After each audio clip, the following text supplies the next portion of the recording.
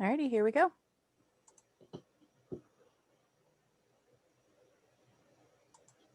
Hi, everybody. I'm ElSpeth. Currently playing Westmarch. I'm a Serpent Knight and a Flame Knight.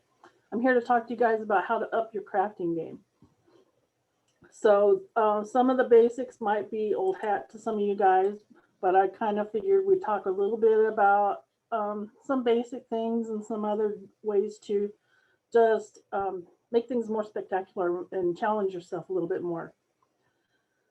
So I'm also not here to tell you how to get an award. I'm here just to talk about crafting stuff, not about. I don't want you to come back later and say, "Well, you said do this, and I'll get my 10th dragon." It's not going, may not happen.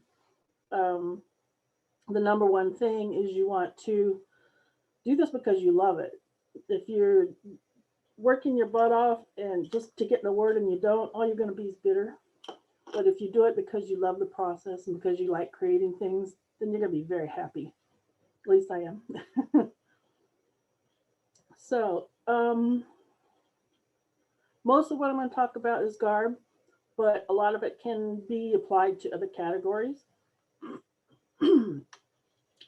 One thing I want to talk about is when you start crafting, don't necessarily go, okay, I'm going to make a tunic today, which you can do, but the better idea would be to say, I'm going to take this persona here and I'm going to dress them head to toe, and it's all going to go together, and that is totally upping your craft. Especially if, say, they have heraldry and you got it on their tunic, you got it on their shield, you got it on a banner, you got it on a belt favor. It all brings the look together.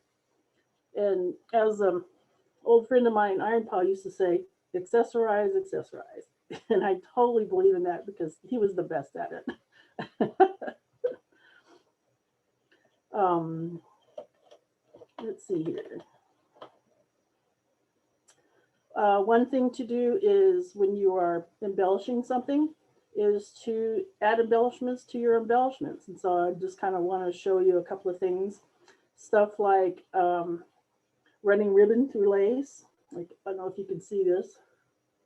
You just take it on a needle and run it through, and it gives you a very different look for what you're making. And it can also help you to bring colors to match together. So if I had a dress that I'm putting this on that's a burgundy, then that would make it go together. Another idea, Stan, if you can see this, is I've added pearls to my peacock in little places. Just little embellishment things like that. Another one that I'm making for somebody else, I put little Swarovski crystals on hers. And so, it takes an extra day to put some fancy stuff like that, but it really makes it pop.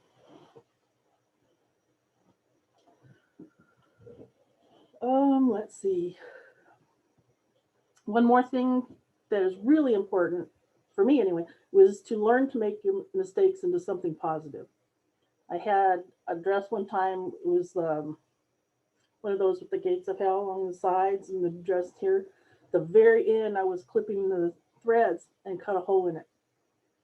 And so after I got done crying, I patched it up, but you could see it. But what I did was I found some little gems that would cover it, and I put those on there. But then I realized, well, that's only one. So I ended up putting more along the whole bottom, spacing them. And every time I wore that, people would comment about what a nice touch that was. They had no idea it was just covering my fuck up. Another thing that my husband Blackthorn did one time was he had torn a seam up here, and he just made a patch that represented his masterhood and sewed it over top of it. And that was another thing. It just added another element to the garb that just made it fancy and special. I had a Squire Talil, who's no longer with us, but he used to take sword covers and just freehand sew them on the sewing machine. And so he would have all these designs down the whole length of the blade and stuff like that. And just those, you almost didn't want to fight with it because it was so pretty. So let's see. Be sure and give yourself extra time for all your projects, because anytime you rush stuff, that is absolutely where you're going to mess up. So plan ahead. I mean, a lot of times I will start something months before I really need it. And that's just, if it's done early, it's done early. But you're not up till 3 a.m. the night before trying to figure out what's going on, and then you realize you did the applique on the wrong side because you were in a hurry.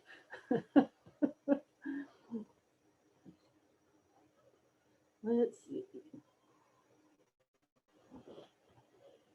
Um, when it comes to trying new things, which I believe everybody should do, try new things, expand your skills. You don't know what you're good at till you try it.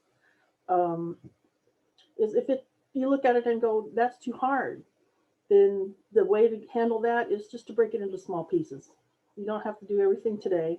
You cut it out one day and you can do something else the next day. And over time, suddenly you'll be done. So just because it's a big project, don't don't let it stop you from even trying it. Let's see.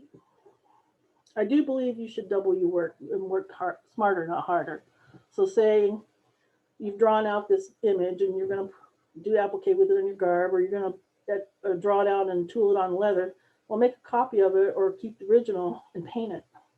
Just bust out your paints, and then you have a piece of artwork that matches up with that too. So you've done the drawing work once, but you've gotten 2 or 3 beautiful items out of it. Let's see. And I do believe in crossing your skills. So you can take leather studs, you can put them on garb. You can take, say you're gonna make a pole arm, you can put a banner on it.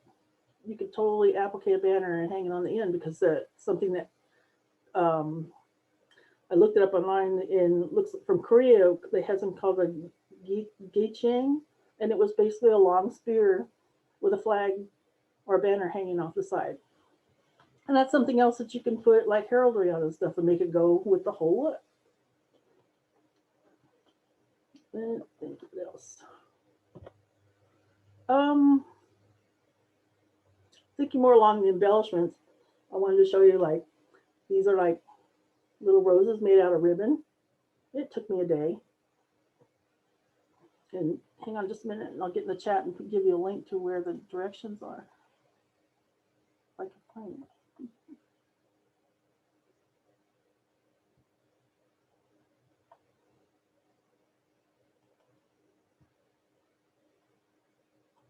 Now I can't reduce my screen. Never mind. I'll try and get online and post it. But there's like some YouTube videos that will give you a step-by-step on how to make these kinds of roses. And it's pretty much just sewing the ends together. And then you can put it on things like, this was something that I put it on a hat with, along with some other embroidery. And if you want something that you don't want to wash it, just put it on a pin. You can pin it anywhere on your garb you want. You can put it on the shoulder. You can put it anywhere.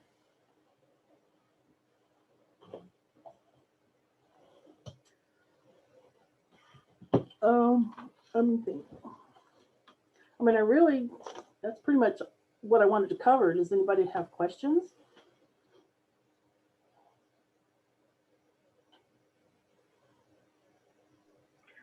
Can you summarize what you just went over? Yeah, basically just to think about when you're doing a project, especially with garb, think about everything that can go together. I mean, you can take some leather and you can tool it with the same symbols and images and colors as your heraldry, as your banner, your garb, and just bring things together, to give the whole look. And just anytime you can touches to make embellishments more, it's always a good thing. And give yourself time to work. Okay, I've got a question. You were talking about embellishing like your appliques with the pearls and sequins and crystals or whatever.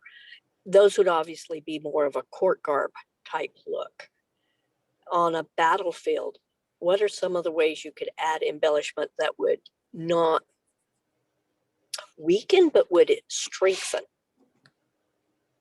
Suggestions? I'm trying to think.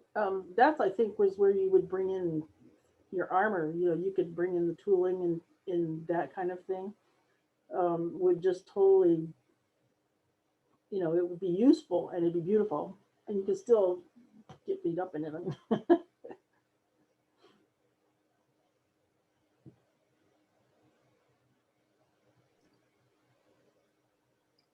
Have you ever tried when doing the underside applique, reverse applique? Took me a second to remember what it was called. I'm sorry. I keep having problems with it wanting to rip out. What am I possibly doing wrong? My top applique works fine. It's only when I try to do the reverse that I mess it up. I don't know, maybe you've got the stitching too wide or something, or maybe it's the type of fabric. I don't know if it, maybe you know what fray stop is? It's like Yeah, fray check. Yeah, and you can always put that along the edges just to help it stay put. I hadn't thought about that. Thank you. Sure.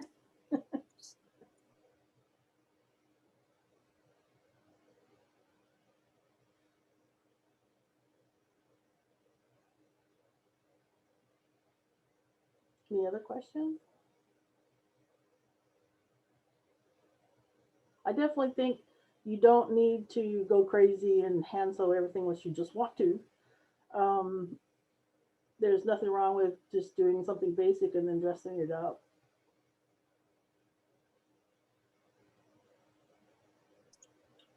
Okay, so you've added gores to give yourself more fullness, and you've cut it outward to give more fullness. Can you think of an amped guard way that you could get the fullness to open up? So you've got the fullness, and it, when you're standing there, it's, you know, it just folds down on itself. But I want it to show the inserts. Do I put the gores so that they are on the outside? You could, but that might look weird. Yeah, it looked really weird, but One it's thing like you if could you do is maybe take the corners and pull them up like a little triangle and attach them somehow, and then that would reveal a little bit on the edges there. okay. It's just like I keep remembering. I think they used to be called gaucho pants a long time ago, and you'd have all the fancy work on the inside, and then you would never see it, and it's like, oh, I really want to see that. Yeah, when you sit down, then it would fall to the side, and you could see it. Yes. When you're standing, yeah. And it's kind of the same way with tunics. It's a lot of times the gores and stuff just close in. And I'm like, I may want to make something fancy on that, but it's never going to be seen. Yeah, the only thing I could think of would be to pull it to the side somehow. With you could even use a button or just something fancy. You know, I thought of what I kind of think of is you remember the military where they would like the red coats, but the bottom yes. edges it would be pulled up to see the white underneath. That's kind of what I was thinking. Yeah, like a stiffener by sewing, a Yeah. barcode type thing. I was wondering about like horsehair, you know, something not as hard as a, you know, bodice support, but something that would be lighter. And the only thing I could think of is the horsehair or braiding, something like that, that would stiffen it. I've never used a horsehair. I did it once in England because they were doing corsets and they wanted us to try the different kinds from spiral to flat to the horsehair, which was original, to whalebone. I don't think we actually had whalebone, but it was pliable, kind of a plastic like that. And you'd make your channel and the different things put in so we could see how it actually changed the drape of the corsets.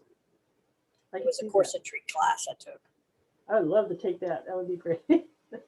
I just wish I'd retained more of it. I'm frantically trying to take notes while listening to a teacher while doing the work. You're falling behind, ma'am. And I'm like, I'm sorry, I'm trying. Yeah. I was like, I want all me, myself, and I have got to get this shit together. You know, I need me taking the notes and I doing the sewing, and it's so much information, so much information. And she taught it one time. That's one thing I think I also recommend to people is take classes like these offered today, because it's such a wealth of information and you're learning from people that have done this.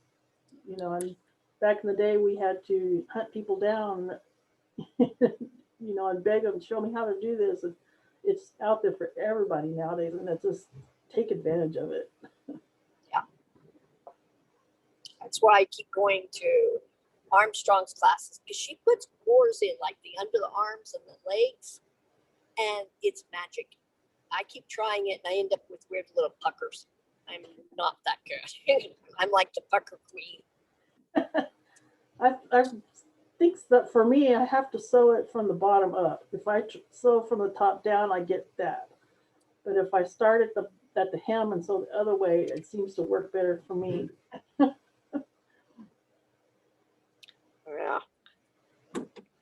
You, at one time, I remember were working on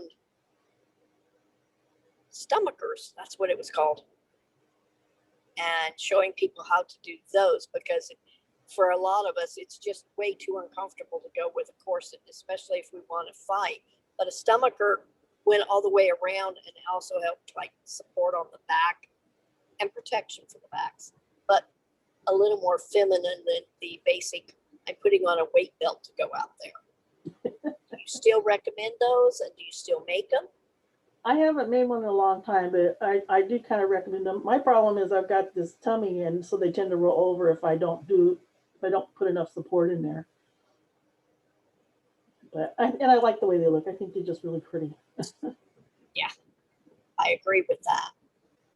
So I was wondering if that had gone on and if you'd been able to develop it more fully, because I thought that was a great way for young women fighters to get that little protection and support.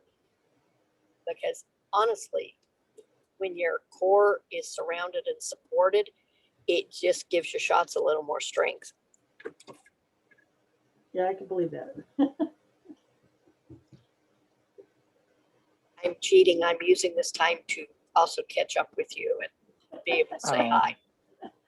I don't mind. I'm not the best teacher, but I love to talk because things come out just while you're talking, you know? Yeah. Going back to the puckering. Yeah. Yeah. A lot of the time, puckering comes down to easing or clipping. So either you have too much slack and you're not easing it in, and so it catches up and creates a pucker, or you're not clipping close enough to your seam to give the fabric enough stretch. So that, like in pivoting, like you're doing a corner and then you're turning it right side out, you're not clipping close enough. And so there's too much restriction. There's not enough opening because fabric doesn't like to expand. Right.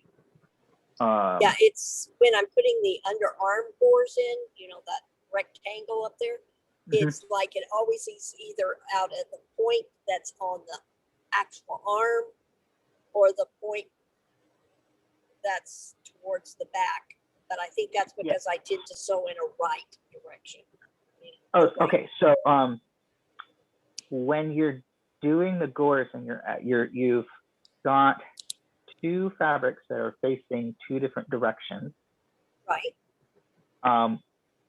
It's usually that one of them needs to be on top, specifically be on top, so that you can clip it.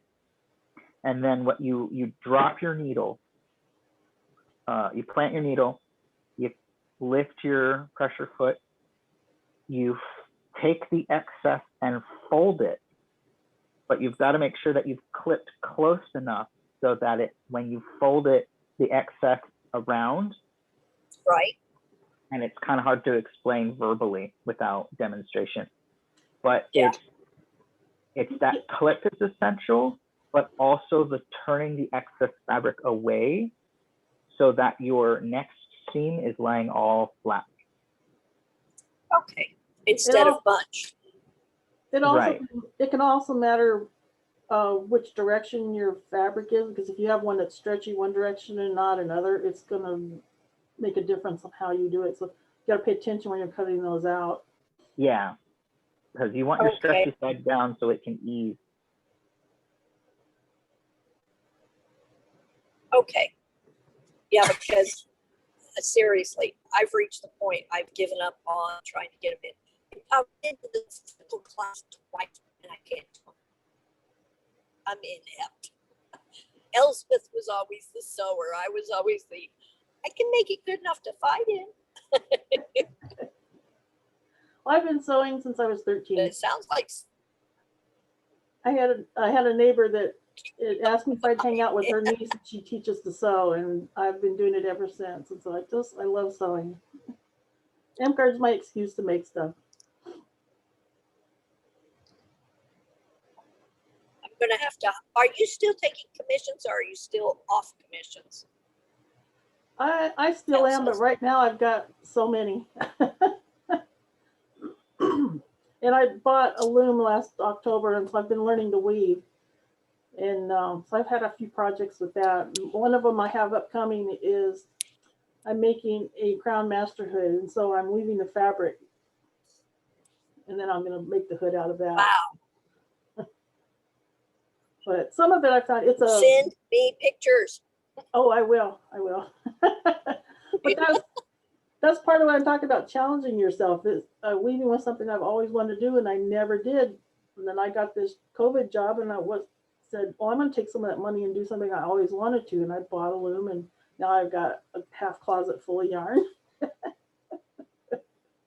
But I'm having a ball. It's a pain to set up, but when I get home from work, it's the most relaxing thing ever. Just put on the news or a show and just weave. I just love it.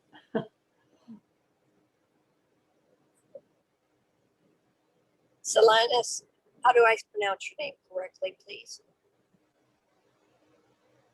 S-I-L-E. Yeah.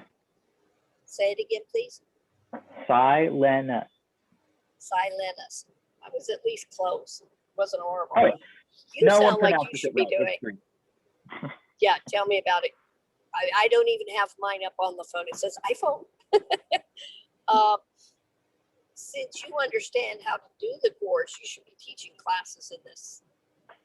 Well, I understand the technical process. So one of the things that I like to comment with people is that I went to school for fashion design. And while I went to school for fashion design does not mean that I am a better or greater sewer than anyone else, but I have a technical know-how. So I technically know how to do something. I have had happy mistakes where I have,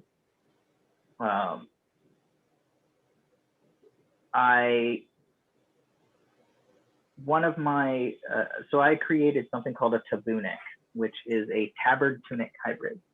And I was cutting out the neckline for the tabunic, where I accidentally cut on the outside of the pattern piece instead of the inside to create the neck hole, instead of the facing. And I was like, okay, well, crap. And had to turn that into an inset piece. So basically, it's kind of like the gores. I sewed a box into a box and had to do the whole corner pivot thing. It's been a long time since I've done gores and gussets and stuff like that. And I am sure that if I took a week or two or a month to brush up, I could probably reliably do one on demonstration. But teaching is something I'm working into. If you're in the Garbers Guild of Amtsgard, I have been posting commentary on Garber tips. And so I'm working my way into teaching. I did actually a demonstration on Viking knit last month, or maybe 2 months ago. But yes, teaching things that I know either in technicality or practice is something I'm working towards. And that's Amtgard Garbing Guild? Garber's Guild of Amtgard. Okay, I'll go look that up. If you look up Garb and Amtgard in the same, like Garb Amtgard, you should be able to find it. It says something, do it, don't quit, as the banner. It says don't quit, but inside the don't quit it says do it. So it's kind of like a 2-in-1. I don't know what those are called, but yeah. I think I'm on that group. Yeah, Awesome. yeah, you and I are both in that. You share your Friday thing. Well, then that sounds like someplace I gotta go find. Yup. I'm actually doing some sewing of my own today while I listen and take these classes. That's cool. That's one thing too, is use crossover stuff. You know, I mean, like with the embroidery machine. This last spring, I did winter, I did a scroll for somebody where I did machine embroidery on the parchment paper. It was a raven with roses, and then I did the wording with regular calligraphy. So I mean, you can mix and match things like that. And then earlier today, I took Do you have a picture of that? I don't. I gave it away. I'll ask for it, show it to you. It was kind of pretty. I took a class earlier today on glass etching, and my first thought was I have to put that on the glass of a scroll on the inside. It would just be so gorgeous. I was teaching a class, so I didn't get to go to it. So I get to go watch the recording. Yay. Oh yeah. So thank you very much, and it's been a blast to catch up again. Yeah, thank you guys. I wish I was a better teacher, but You were a great teacher. Thank you. anybody else got questions?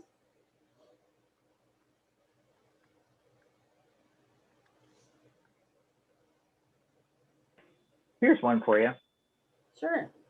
What you mentioned mixing mediums. Which mediums do you recommend not mixing? I think especially with fighting gear, armor and stuff, you want to make sure that whatever you're mixing with is going to stand up to the beating, you know.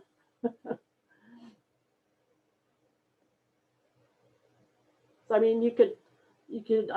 I've done plenty of armor where I put little studs on things, but you don't want to put something that's like a little ceramic, you know, embellishment, because it'll get whacked and broken. So it's not worth it.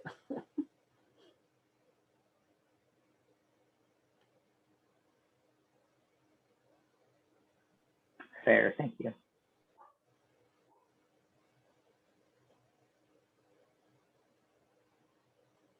Another thing I also do is when I'm figuring out what color I want, I drag fabrics out and lay them across the living room and just put them on top of each other, because then you see what they're going to look like together.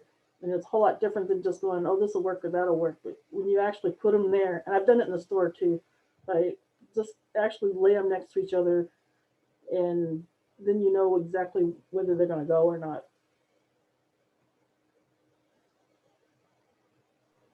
Yeah, there's terms that I've used. They're not correct terms. They're just my terms.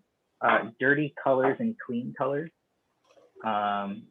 Dirty colors are colors that darken the colors around them, and clean colors brighten them. Like, I consider gold a dirty color because it will darken, especially when you see it in jewelry. Like, if you have a gold ring with a ruby, that ruby is going to look darker in gold versus in silver. And putting colors next to each other is a really good way of understanding their relationship to each other. Yep, that's true. And one thing I learned early on too was, if you have, as far as like patterns that are real busy, so if you have a simple pattern, then you use the you know, the more patterned fabrics. But if you have a a pattern that's a lot of pieces and a lot of work, you want to stick with more solids, because otherwise, if you get a complicated pattern in a complicated fabric, it's just overkill and it looks terrible.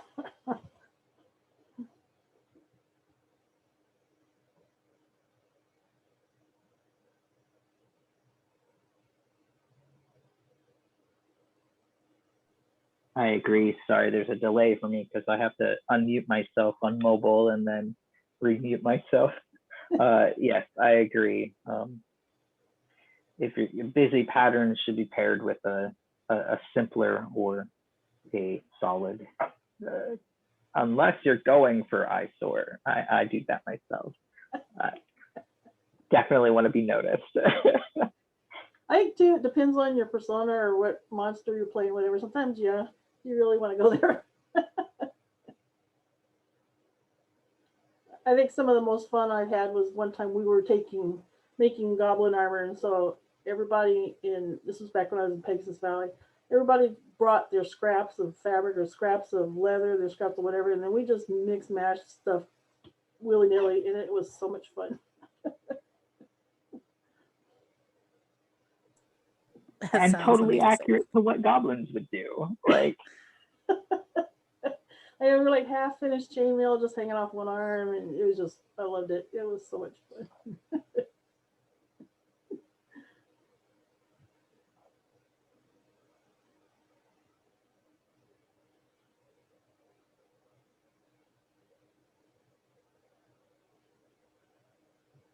But do you have anything else you wanted to discuss?